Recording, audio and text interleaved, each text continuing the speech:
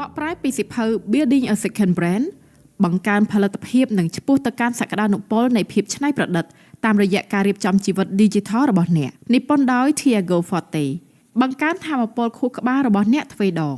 តើរឿងបែបនេះកើតឡើងចំពោះអ្នកញឹកញាប់ប៉ុណ្ណាពេលកំពុងធ្វើដំណើរតាមផ្លូវអ្នកនឹងនឹកឃើញគំនិតដ៏អស្ចារ្យមួយប៉ុន្តែពេលទៅដល់ការិយាល័យវាក៏បាត់ទៅវិញអស់ឬក៏អ្នកទើបតែបានអានអំពីការសិក្សាថ្មីមួយដែលពាក់ព័ន្ធទាំងស្រុងទៅនឹងកិច្ចប្រជុំដែលអ្នកកំពុងចូលរួមប៉ុន្តែអ្នកបែរជាមិនចាំអ្វីដែលអ្នកបានអាននោះទេប្រសិនបើអ្នកដូចនឹងមនុស្សភាគច្រើនដែររឿងបែបនេះកើតឡើងចំពោះអ្នកគ្រប់ពេលវេលាយើងកំពុងរស់នៅក្នុងយុគសម័យនៃព័ត៌មានដែលមានលើសលប់យោងតាមទស្សនាវដ្តី New York Times មនុស្សម្នាក់ជាមធ្យមដំណើរការព័ត៌មានស្មើនឹង34 GB ក្នុងមួយថ្ងៃ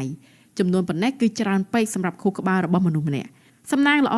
បច្ចេកវិទ្យាផ្ដល់ឲ្យយើងនូវឧបករណ៍សម្រាប់ដាក់ឯកសាររំលឹកឡើងវិញនិងប្រមូលផ្ដុំព័ត៌មានឡើងវិញប្រកបដោយប្រសិទ្ធភាពនិងដោយមិនបាច់គិតដូចមានខួរក្បាលទី2ដែរនៅក្នុងសៀវភៅសង្ខេបនេះអ្នកនឹងរៀនពីរបៀបបង្កើតខួរក្បាល Digital ទី2នៅក្នុងដំណើរការនេះអ្នកនឹងលែងចាំបាច់ប្រើខួរក្បាលពិតប្រាកដរបស់អ្នកសម្រាប់ការគិតបែបស៊ីជម្រៅនិងការច្នៃប្រឌិតទៀតហើយ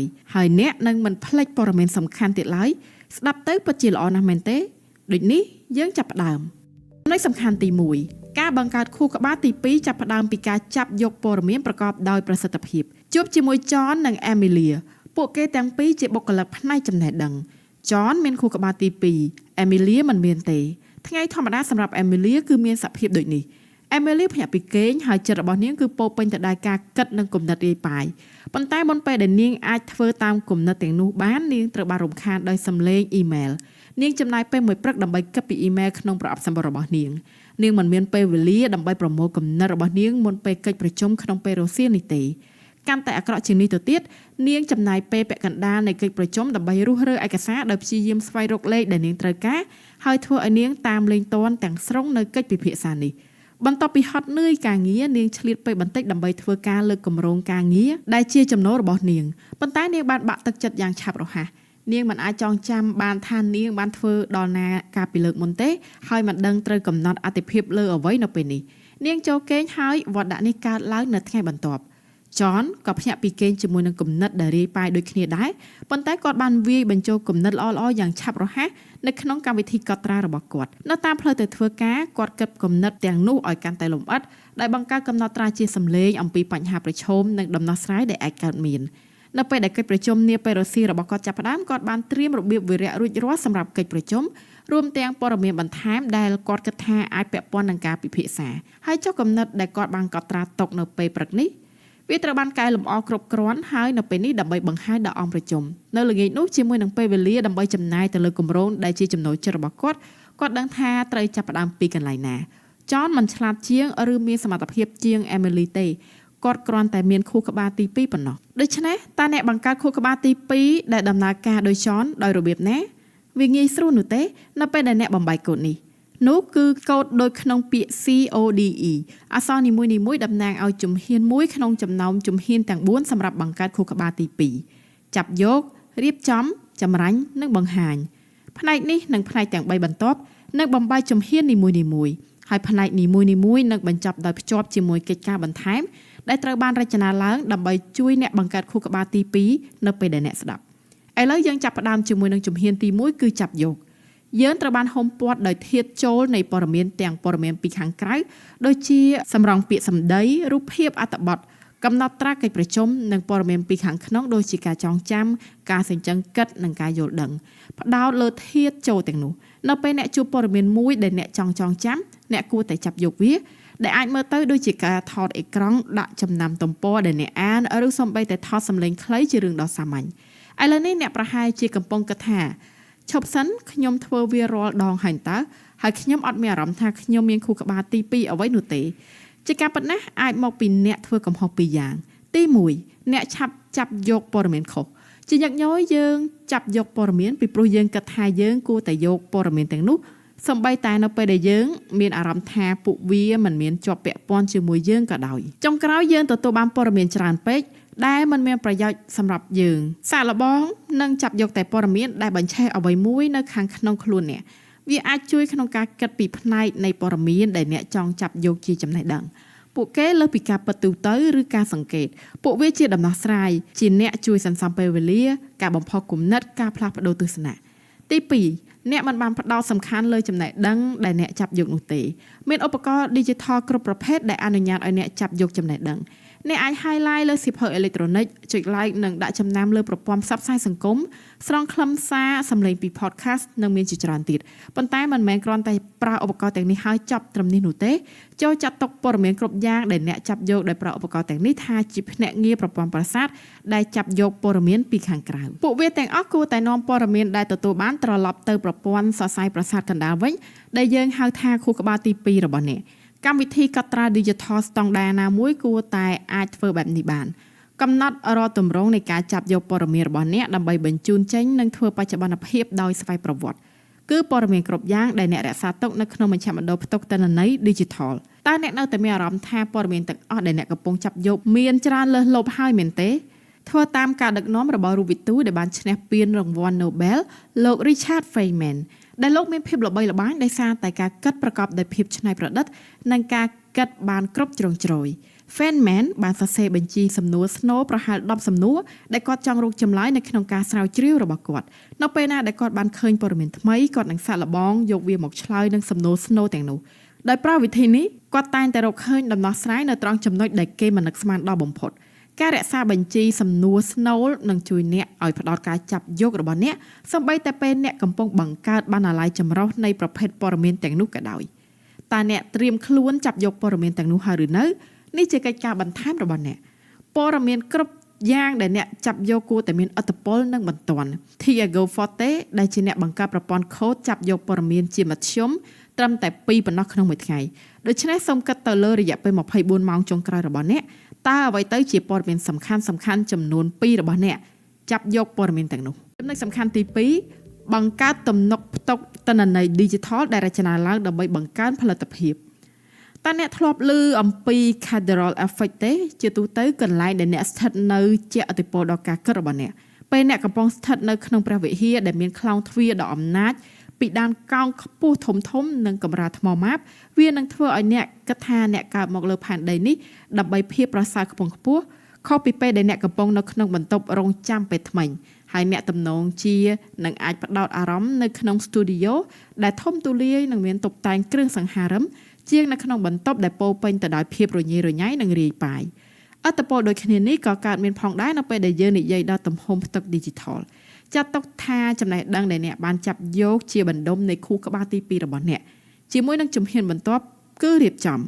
វាដល់ពេលហើយដែលត្រូវចាប់ផ្ដើមកសាងពួកវាឲ្យទៅជាសាលដ៏ធំមួយដែលនឹងជំរុញការគិតដ៏ល្អប្រសើរប្រសិនបើអ្នកចាប់យកដោយមិនបានរៀបចំនោះព័ត៌មានដ៏មានតម្លៃទាំងអស់របស់អ្នកចាប់ផ្ដើមលែងសូវមានការបំផុសគំនិតនិងកាន់តែច្រើនលើសលប់អ្នកកំពុងប្រឈមមុខនឹងព័ត៌មានច្រើនលើសចំណុះហើយលើកនេះអ្នកដែលទទួលខុសត្រូវលើការលើសចំណុះនោះគឺរូបអ្នកដូច្នេះអ្នកត្រូវធ្វើជាអ្នកបង្កើតសារនោះហើយរៀបចំទុកដាក់ព័ត៌មានអ្វីដែលអ្នកនឹកឃើញដំបូងគេអាចជាការរៀបចំតាមប្រភេទនៃប្រធានបទសូមកុំខ្វល់នឹងគំនិតនោះខួរក្បាលទី2របស់អ្នកមិនគួរជាបណ្ណាល័យនោះទេប៉ុន្តែគួរតែជាផ្ទះបាយមិនយល់មែនទេមែនហើយសាកស្រមៃថាប្រសិនបើអ្នករៀបចំផ្ទះបាយរបស់អ្នកដោយរៀបទៅតាមប្រភេទនៃអាហារនោះវានឹងមិនអាចទៅរួចនោះទេផ្ទះបាយត្រូវបានរៀបចំដោយដំណើរការនិងលទ្ធផលឆ្នាំងត្រូវទុកដាក់នៅក្នុងទូដាក់ចានខាងលើចង្ក្រានធ្នើដាក់ចានត្រូវជាប់នឹងកន្លែងលាងចានដើម្បីធ្វើឲ្យខួរក្បាលទី2របស់អ្នករៀបចំតាមលទ្ធផលសូមរៀបចំបណ្ដុំនៃព័ត៌មានរបស់អ្នកទៅតាមលំដាប់លំដោយនៃការធ្វើសកម្មភាពតើអ្នកត្រៀមខ្លួនសម្រាប់ពាក្យកាត់មួយទៀតហើយឬនៅពាក្យ para តំណាងឲ្យ p គម្រោង a ផ្នែក r ធនធាននិង a បណ្ណាសានេះគឺជាដែន4នៃខួរក្បាលទី2របស់អ្នកដែននីមួយៗអាចមានថតច្រើនឬតិចតាមតែអ្នកចង់បានគម្រោងឬ plan សំដៅដល់គោលដៅរយៈពេលខ្លីដែលជាធម្មតាមានការបដិឆេទកំណត់ដែលអ្នកកំពុងខិតខំយ៉ាងសកម្មដើម្បីសម្រេចវាឲ្យបានគម្រោងនោះអាចជាការរចនាគេហទំព័រថ្មី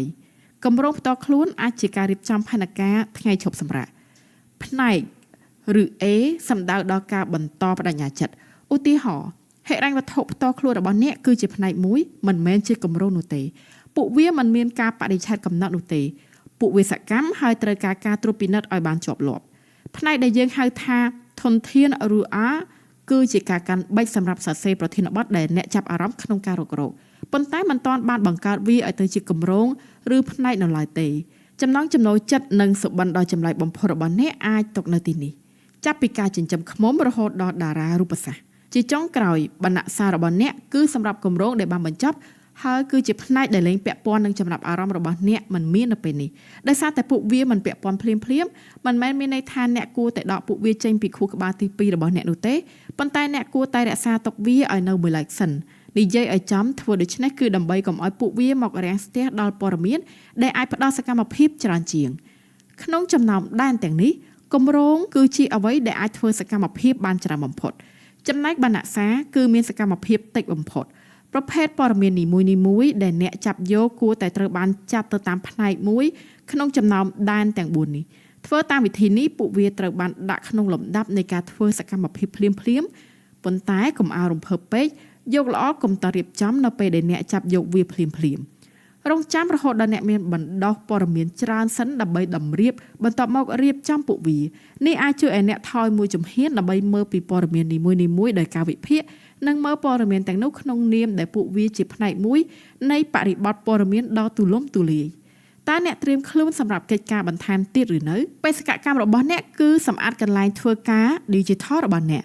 យកអ្វីគ្រប់យ៉ាងដាក់ក្នុងបណ្ណៈសារទាំងអស់ហើយការតម្រៀបព័ត៌មានចាស់ដែលកូរដូចភ្នំគឺជាឧបសគ្គដ៏ធំបំផុតក្នុងការកសាងខួរក្បាលទី2ប្រកបដោយប្រសិទ្ធភាពនៅពេលដែលអ្នកមានកន្លែងធ្វើការ Digital ដែលស្អាតហើយថ្មី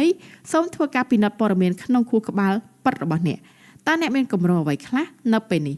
គិតអំពីរឿងចំនួន2ឬ3បន្ទាប់មកដាក់ពួកវាទៅតាមថតឯកសារទាំងនោះឥឡូវអ្នកត្រៀមខ្លួនរួចរាល់ក្នុងការចាប់ផ្ដើមបង្កើតសារ Digital របស់អ្នកចំណុចសំខាន់ទី3យកតែអ្វីដែលអ្នកត្រូវការហើយក្រៅពីនេះបំភ្លេចចោលឲ្យអស់អ្នកភ្ញាក់ឡើងទាំងកណ្ដាលយប់អ្នកស្រាប់តែមានគំនិតដ៏អស្ចារ្យដែលអាចផ្លាស់ប្ដូរជីវិតរបស់អ្នកបានអ្នកសរសេរវាចេញមករួចក៏ចូលគេងវិញនៅពេលដែលអ្នកក្រោកពីដំណេកនៅពេលព្រឹកហើយអានកំណត់ហេតុនៅក្បែរគ្រែរបស់អ្នកគិតថាសបិនចម្លែកទុកកំណត់ត្រានោះចោលមួយរយៈហើយមកអានវាម្ដងទៀតមិនថាពេលនេះអ្នកយល់ពីវាបានខ្លាំងប៉ុណ្ណានោះទេ6ខែក្រោយមកវាត្រឹមតែជាសបិនចម្លែកដែលគ្មានន័យមួយប៉ុណ្ណោះតើអ្នកអាចជៀសវាងបញ្ហានេះបានដោយរបៀបណាជាការប៉ុណ្ណេះអ្នកមិនគ្រាន់តែចង់រក្សាទុកចំណេះដឹងប៉ុណ្ណោះទេប៉ុន្តែក៏អាចចូលទៅកាន់ព័ត៌មានទាំងនោះនៅពេលដែលអ្នកចង់ប្រើប្រាស់និងនៅពេលដែលអ្នកជួបអ្វីមួយដែលពាក់ព័ន្ធអ្វីដែលគួរឲ្យអស់សំណើចនោះគឺថាកាលណាអ្នកចាប់យកនិងរៀបចំព័ត៌មានទាំងនោះបានកាន់តែប្រសើរអ្នកនឹងកាន់តែរកព័ត៌មានទាំងអស់លែងឃើញមានសុភាសិតចិនបុរាណមួយលើកឡើងថាបើអ្នកចង់ក្លាយជាអ្នកចេះអ្នកត្រូវរៀនបន្ថែមរាល់ថ្ងៃប៉ុន្តែបើអ្នកចង់សម្រេចបានគតិបណ្ឌិតអ្នកត្រូវបោះចោលអ្វីដែលមិនចាំបាច់ជំហានបន្ទាប់នៅក្នុងប្រព័ន្ធកូដគឺចម្រាញ់គឺនិយាយអំពីការដកចេញរៀបដំណាក់ទាំងនេះជាស្រទាប់រួមមានការកំណត់អត្តសញ្ញាណស្រង់ចេញនិងចម្រាញ់យកព័ត៌មានសំខាន់កាលណាស្រទាប់ច្រោះកាន់តែច្រើនអ្នកនឹងទទួលបានប្រភេទព័ត៌មានដែលកាន់តែមានសក្តានុពលនេះជាអ្វីដែលស្រទាប់ច្រោះចំនួន4ប្រដូចទៅនឹងសកម្មភាពទី1អ្នករក្សាទុកអត្ថបទដែលទាក់ទាញចំណាប់អារម្មណ៍របស់អ្នកទី2អ្នកអានវាឲ្យអស់ហើយរំលេចផ្នែកសំខាន់ទី3អ្នករំលេចគំនិតសំខាន់និងឃ្លាសំខាន់នៅក្នុងផ្នែកទាំងនោះ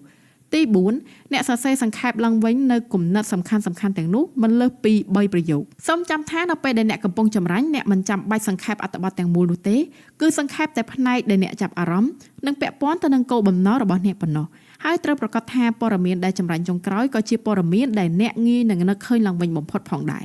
ឧទាហរណ៍អត្ថបទសង្ខេបរបស់អ្នកគួរតែជារឿងដំបូងដែលអ្នកឃើញនៅពេលដែលអ្នកចូលទៅកាន់ព័ត៌មានមូលដ្ឋានដែលអ្នកមានរួចហើយដែលធ្វើឲ្យអ្នកងាយស្រួលក្នុងការនឹកឃើញឡើងវិញដល់ព័ត៌មានសំខាន់ក្នុងប្រភេទណាមួយការចម្រាញ់យកព័ត៌មានត្រូវការពេលវេលាច្រើន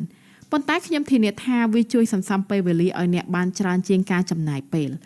លើកក្រោយនៅពេលដែលអ្នកចូលទៅប្រើប្រាស់ចំណេះដឹងដែលអ្នកបានចាប់យករួចហើយអ្នកនឹងមិនចាំបាច់ត្រូវពិនិត្យគ្រប់ព័ត៌មានទាំងអស់ដើម្បីដឹងថា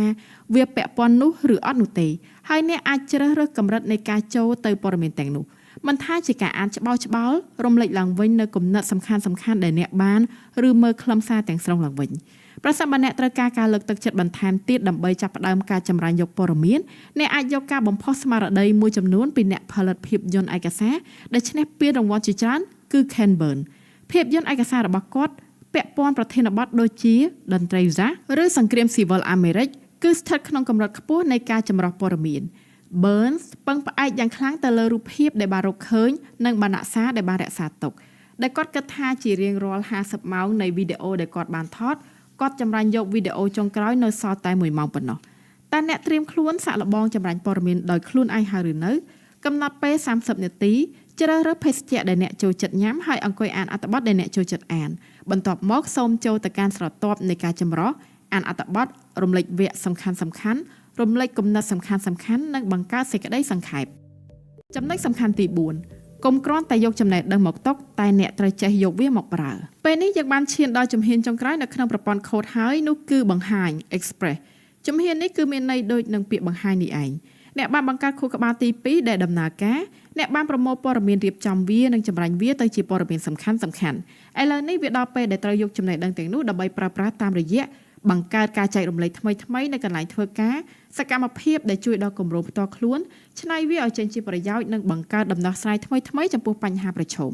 ដូច្នេះតើអ្នកនៅចាំអ្វីទៀតតោះចាប់ផ្ដើមធ្វើវាកុំបារម្ភយើងមិនតបញ្ចប់នៅឡើយទេសម្រាប់មនុស្សជាច្រើនជំហានចុងក្រោយនេះគឺអាចជាជំហានលំបាកបំផុតដូច្នេះនេះជាគន្លឹះចុងក្រោយដើម្បីជួយធានាថាអ្នកប្រើចំណេះដឹងទាំងអស់ដែលអ្នកអាចចាប់យកបានរៀបចំនិងចម្រាញ់រួចចាប់ផ្ដើមគម្រោងរបស់អ្នកដោយប្រើជំហានមធ្យមតែជំហានមធ្យមគឺជាអ្វីពួកវាជាផ្នែកតូចនៅក្នុងដំណើរការធំដែលអាចធ្វើសកម្មភាពបានឧទាហរណ៍អំពីតុក្កតា Lego កាលណាអ្នកមានបំណែកកាន់តែច្រើនវានឹងធ្វើឲ្យការផ្គុំរូបកាន់តែស្មុគស្មាញនិងគួរឲ្យស្ញប់ស្ញែងបើអ្នកធ្វើបានតាមរបៀបដូចគ្នាអ្នកនឹងអាចសម្រេចគម្រោងធំ